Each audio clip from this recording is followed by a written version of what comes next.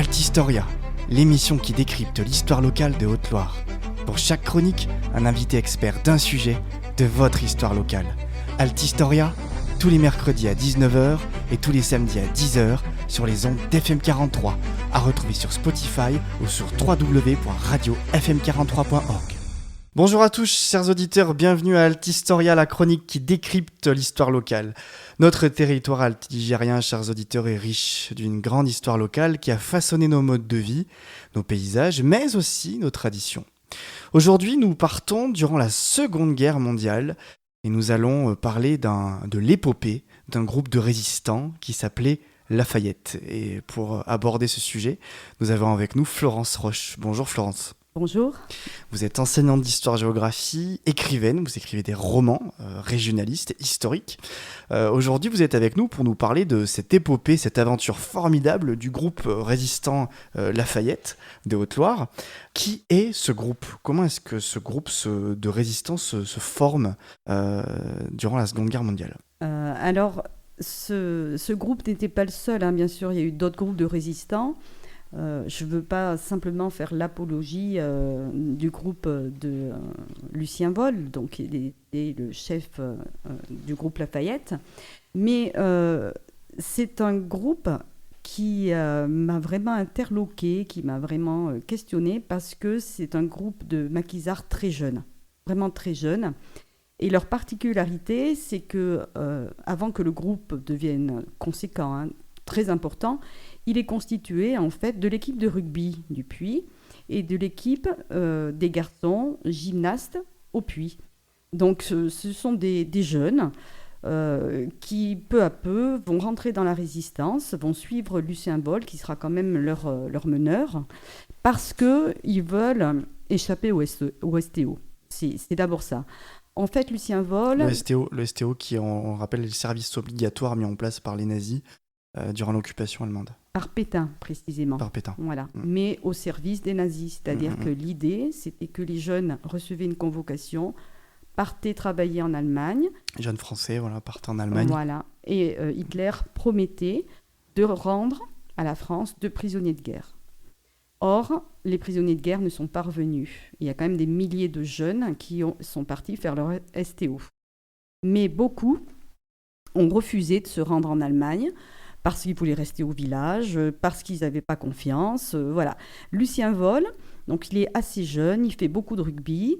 Il se fait faire des faux papiers par un gars qui bosse à la SNCF. Et il va, en décembre 42, il échappe comme ça à sa convocation au STO. Et donc, il va travailler comme mécano sur les voies ferrées pendant un certain temps.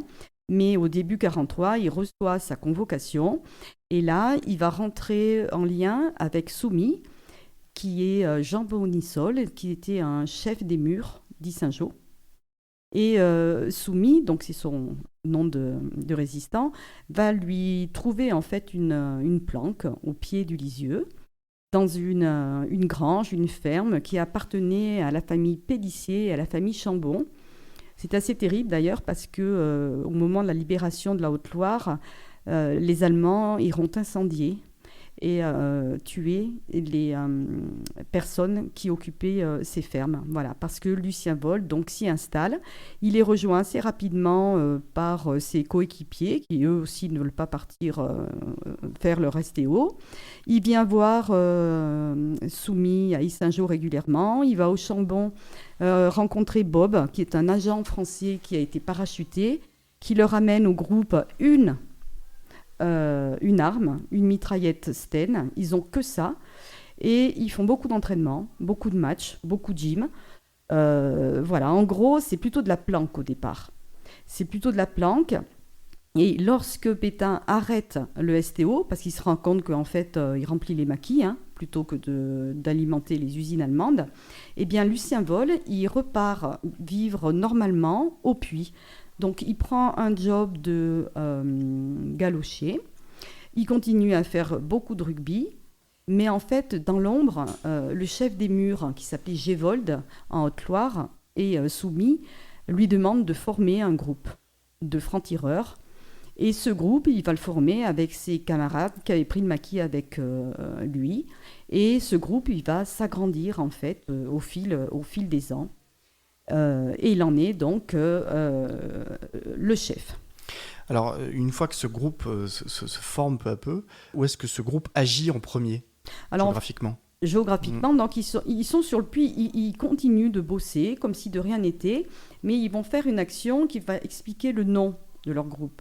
C'est-à-dire que du puits, on se rend compte que la statue du marquis de Lafayette, qui trône en haut du boulevard Fayolle, je crois, a été déboulonnée par les Allemands du capitaine Cole. Et la statue se trouve dans le parc du jardin Henri Vénet pour être fondue. Les Allemands avaient besoin, bien sûr, de fonte. Et Lucien Volle, il dit, là, on va faire un coup de tonnerre, on va certainement pas laisser notre statue de Lafayette aux mains des Boches, et ça va être en fait leur première action.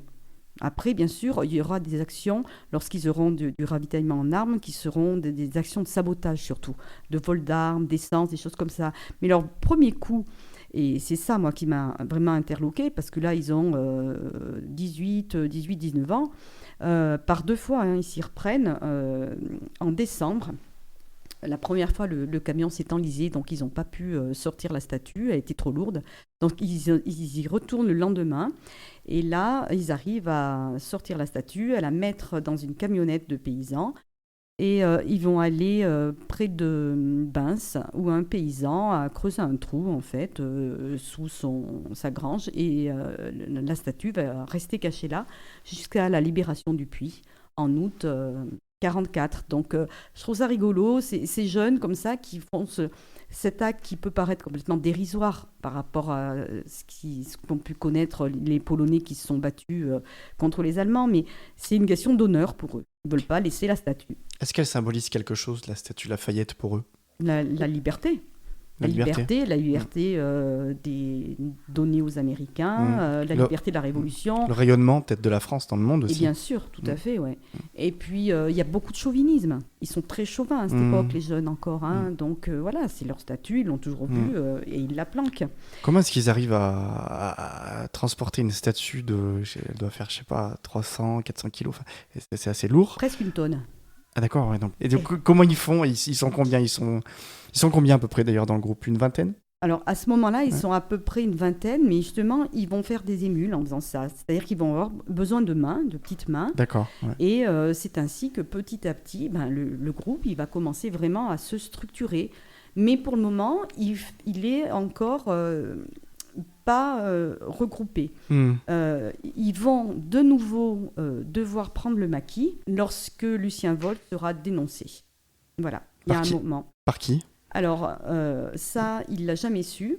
Mais ce qu'il y a de certain, c'est qu'à l'époque, le commissaire du puits, qui s'appelait le commissaire Brie, a toujours prévenu tous les maquisards des lettres de dénonciation qu'il recevait. Et un jour, il en reçoit une, effectivement, concernant Lucien Volle. Et là, il demande très clairement, en fait, à Lucien Volle de reprendre le maquis, de partir avec ses hommes, d'essayer d'en recruter un maximum. Et ils vont s'implanter dans le lieu-dit de Rossignol.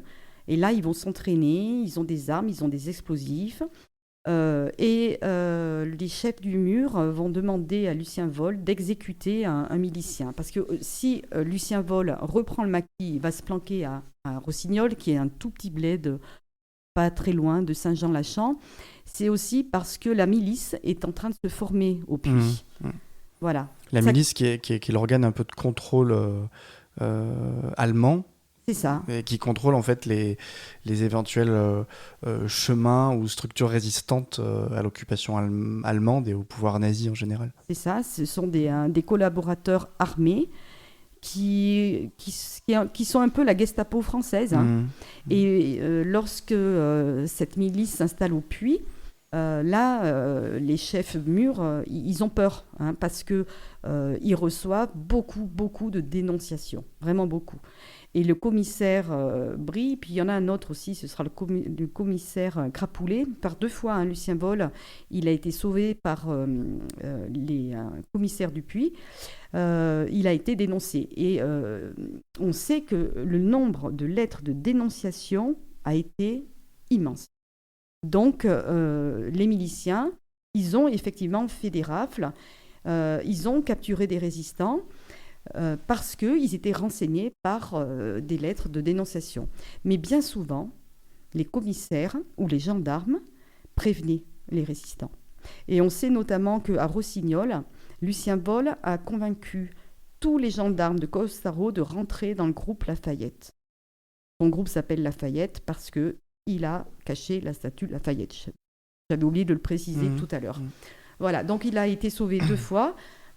Par des commissaires, hein, voilà. C'est étrange de voir, alors bon, le parallèle est peut-être un peu à moitié tiré par les cheveux, mais durant le Covid et tous les confinements qu'on a vécu, les couvre-feux, il y a eu beaucoup de dénonciations, d'appels de dénonciation. Certaines unités de police disaient que parfois elles étaient même débordées par les appels de dénonciation qu'il y avait, ou lui, je viens de le voir dans la rue, lui, il a fait ci, il a fait ça. 70 ans avant, c'était la même chose. C'est assez décevant en fait d'apprendre ça de la part des gens, surtout à une époque où quand même il y avait des gens qui risquaient la mort pour le coup par rapport le Covid aussi, mais là pour le coup l'occupation allemande c'était quand même autre chose. On était sur des gens qui étaient déportés, qu'on voyait pas, etc. Donc c'était quand même grave les accusations qui étaient portées sur ces éventuels résistants. Pourquoi autant de dénonciations à l'époque ? Les gens avaient peur, ils avaient peur de... Moi, je ne pense pas qu'ils avaient tous peur. Hein. C'est vrai que, bien sûr, le discours ambiant pétainiste les faisait passer pour des terroristes, pour des fous. Ils avaient mauvaise presse aussi, les maquisards, parce que forcément, pour se ravitailler, ils faisaient souvent des descentes dans les fermes. Ils allaient piquer de l'essence chez les garagistes. Donc, ils avaient un peu le rôle de... C'était pas très populaire, quoi. Ouais, c'était pas très populaire, disons, avant le début de l'année 44, avant que le vent tourne, quoi. Mais moi, je pense que par jalousie, par querelle entre voisins, les Français sont aptes, comme ça, à dénoncer. Il y a eu en ville beaucoup de juifs qui ont été dénoncés, déportés, et comme par hasard, leur appartement est revenu à un prix absolument modique à la famille qui avait dénoncé les juifs. Quand l'État a été sûr qu'ils avaient bien été exterminés, c'est eux qui avaient les appartements. Donc quand on est capable quand même, peut-être en ignorant qu'ils allaient tuer, mais de dénoncer quand même un appartement où vit une famille juive, pour simplement prendre l'appartement par jalousie, c'est quand même grave. Et ce problème des dénonciations là, dans l'histoire de France, il est donc terrible à l'époque de la milice et pendant la Seconde Guerre mondiale, mais il y a eu une autre époque dans l'histoire où ça a été absolument incroyable, c'est sous la Première République. Lorsque Robespierre abat la terreur pour que vive la démocratie et qu'il voit des suspects absolument partout, des gens qui diraient « Oh là là, quand même, il ne fallait pas couper la tête du roi », ou alors il soupçonne tous les nobles d'être des royalistes, et il reçoit des tas et des tas de lettres de dénonciation. Les 2 commissaires qui l'avaient envoyé au puits, Robespierre, recevaient des lettres de dénonciation, mais c'était impressionnant. Et là, il savait très bien que c'était la guillotine. Tribunal révolutionnaire, guillotine. Donc la guillotine, au puits, ça a été quand même plus de 50 exécutions tout le temps sur dénonciation. Donc c'est très français, je pense, ça, les dénonciations. En tout cas, Lucien Vol, il a été sauvé par des gendarmes. Et ça aussi, ça me fait réfléchir, parce que quand on pense aux rafles et à la rafle du Veldiv, elle a été faite par des gendarmes parisiens, français. Donc, qui ont collaboré parce qu'ils étaient militaires et qui devaient obéir, alors que ceux de Costaro ont pris le maquis. Enfin, il y a beaucoup de contradictions. Il faut nuancer quoi, les avis qu'on peut avoir sur ces sujets c'est pas si simple que ça, quoi. Non, c'est pas si simple. Aujourd'hui, moi, je juge pas. Moi, je dis pas que si j'avais été gendarme, j'aurais dit non, je la fais pas, cette rafle. Vous débrouillez, je démissionne. Si j'avais été prof, je dis pas que j'aurais dit non, je démissionne, je vais pas travailler pour Pétain. Je ne sais pas quelle femme j'aurais été. Résistante, coup collabo, je vais certainement pas dire que j'aurais été une grande résistante. Non. Je ne sais pas du tout Ou que j'aurais pu passif. faire. Ou passif, parce que en fait, les historiens s'accordent quand même à dire que 80%. pour cette période, 80% de gens étaient globalement assez passifs, attendaient qu'un peu que le vent, que la tempête s'estompe. C'est ça, ouais. Moi, je pense que j'aurais, voilà, pour protéger mes 3 filles. Et pour ça, peut-être que j'aurais été capable, oui, de faire un acte de dénonciation. J'ai dit non aujourd'hui, c'est facile aujourd'hui. Hein. Mais bon, j'aime pas trop les historiens qui déclarent, ou les gens qui déclarent avoir été un peu moralistes. Ouais, voilà, ouais. On sait pas ce qu'on aurait été, ça c'est certain. Pour en revenir au groupe Lafayette, donc. Alors quand ils sont attaqués justement à Saint-Jean-Lachamp cette fois-là. À Rossignol, ouais. À Rossignol, à côté sur la commune de Saint-Jean-Lachamp, sur l'actuelle commune de Saint-Jean-Lachamp, ils fuient vers Saugues, c'est ça ? Ouais, c'est il ça. se dirige vers Saugues et à ce moment-là, alors c'est ce qui m'a frappé moi dans les documents que vous m'avez donné, et le travail de recherche que vous avez fait, c'est qu'apparemment il y a des témoignages donc de ces résistants qui voient des routes parfois jonchées de cadavres, comme des scènes un peu d'apocalypse, entre Saint-Jean-Lachamp et Saugues, je sais pas combien de kilomètres, mais assez quand même. Et sur leur trajet, ils décrivent ces routes jonchées de cadavres. C'était l'apocalypse à l'époque, cette année 43, 44 en Haute-Loire. Non, en fait, ça a été le fait d'anciens SS-Gruppen, enfin des SS, qui étaient en repos en France, à Bordeaux. Ils avaient fait la campagne de Pologne. Et les SS-Gruppen, en fait, ils rentraient dans les villages, ils rassemblaient les Juifs et les massacraient pendant la conquête de la Pologne, puis après en Russie, jusqu'à ce qu'ils soient délogés par les Russes et que l'armée allemande recule. Donc c'était vraiment des SS qui étaient des monstres. Et en fait, quand ils ont compris qu'il y avait eu des débarquements, ils ont reçu l'ordre de monter vers Paris. Et ils ont pris la route de Tulle et ils ont eu des attaques. Il y a des maquisards qui les ont attaqués. Donc ils ont fait des opérations de représailles, notamment à Oradour-sur-Glane. C'est la même colonne en fait de SS qui a brûlé les habitants d'Oradour, qui a pendu tous les hommes à Tulle. Et ensuite, ils ont reçu l'ordre d'aller au Montmouchet, puisque les forces mûres de Haute-Loire avaient toutes rendez-vous au Montmouchet pour le mois, en gros, pour début juillet. Et en fait, cette colonne de SS, qui a été rejointe par d'autres colonnes allemandes, mais militaires, eux, c'était des monstres, c'était des barbares. Donc, à Tulle, le maire a eu le malheur de brandir le drapeau tricolore. Donc, ils ont pendu tous les hommes. C'est simple, à Tulle, tous les hommes. Ensuite, ils sont montés et ils sont passés par Saugues pour rejoindre le Montmouchet. À Saugues, ils ont violé 7 femmes. D'ailleurs, le commandant allemand Kohl Dupuis les cherchera après, ces hommes, et s'excusera de tout ça, parce que c'est vraiment des SS, quoi. C'est pas des militaires qui ont fait ça. Et ensuite, chaque fois qu'ils ont croisé qui que ce soit, des civils et tout ça, c'était de la pure barbarie. Quand ils sont passés à Pinol, par exemple, c'est un tout petit bled, le maire, il est venu avec un drapeau blanc. Ils ont fait un bûcher, ils l'ont brûlé. Voilà. Ils voyaient un jeune qui passait, paf, ils le dézinguaient. C'était cette colonne infernale qui était déjà passée au Oradour. Et quand elle s'est retrouvée, bien sûr, au Montmouchet, là, il y avait un rassemblement dont le groupe Lafayette, ils étaient à Venteuge, exactement. Ils sont passés à Saugues, Lafayette, puis ils sont allés à Venteuge.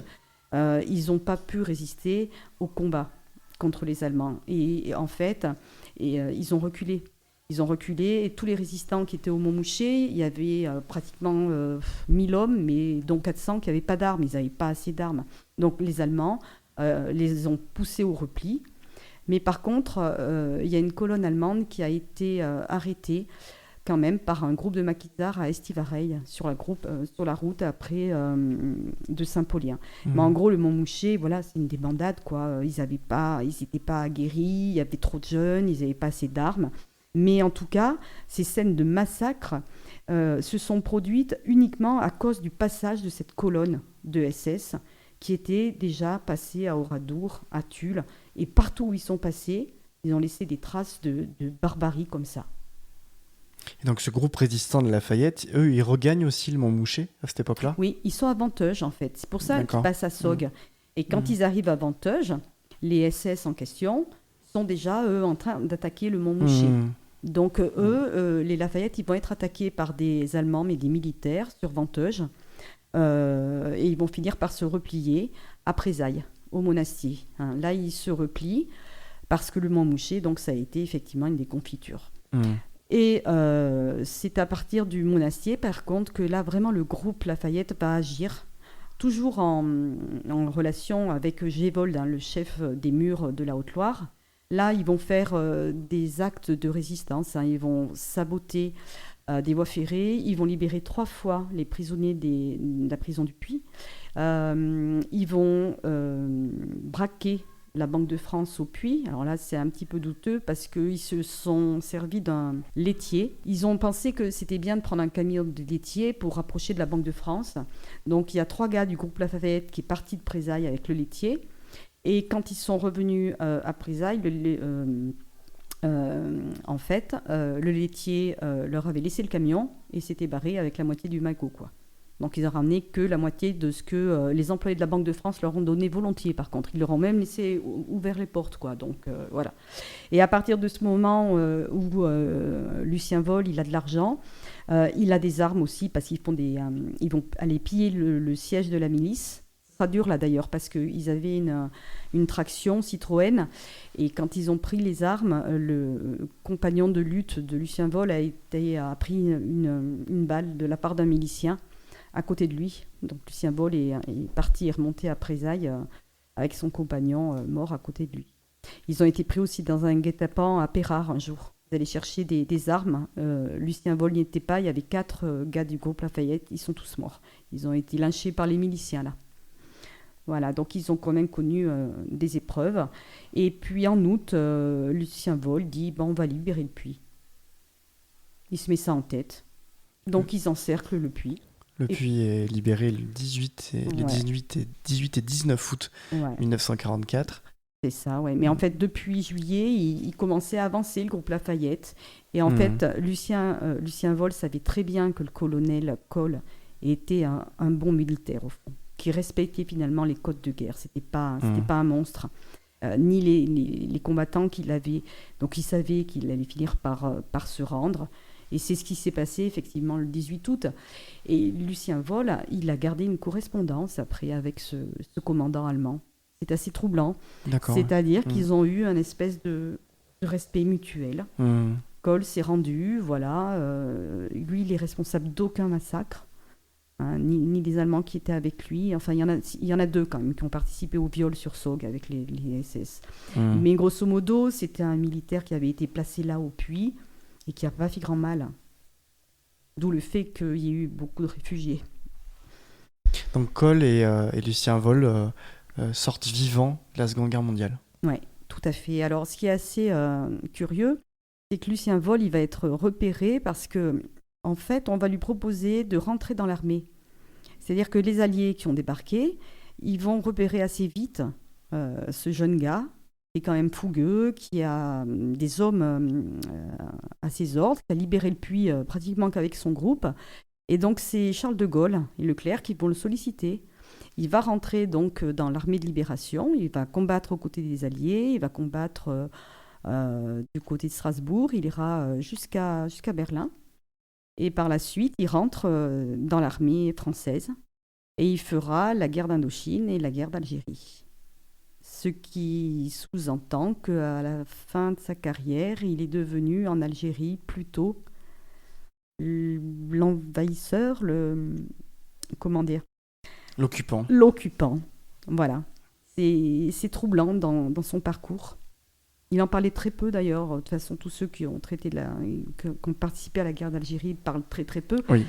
Mais on sait très bien que l'armée française a utilisé des méthodes barbares aussi pour faire parler des membres du FLN, notamment des méthodes dites de la baignoire qui utilisaient Klaus Barbie à la commandanture de Lyon. Hein.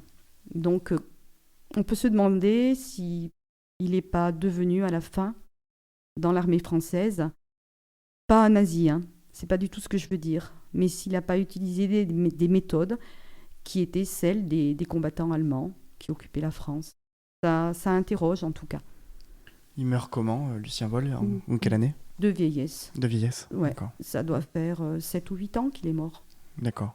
Voilà. Ok. Il était en retraite, il habitait sur Brive. Il a épousé une Autrichienne qui est absolument adorable, qui était une résistante autrichienne, donc, qu'il a rencontrée, je ne sais plus exactement, à la libération de Berlin, je crois. Elle sortait de Caen, elle. Et elle vit sur Saint-Étienne maintenant, sa femme, sa veuve.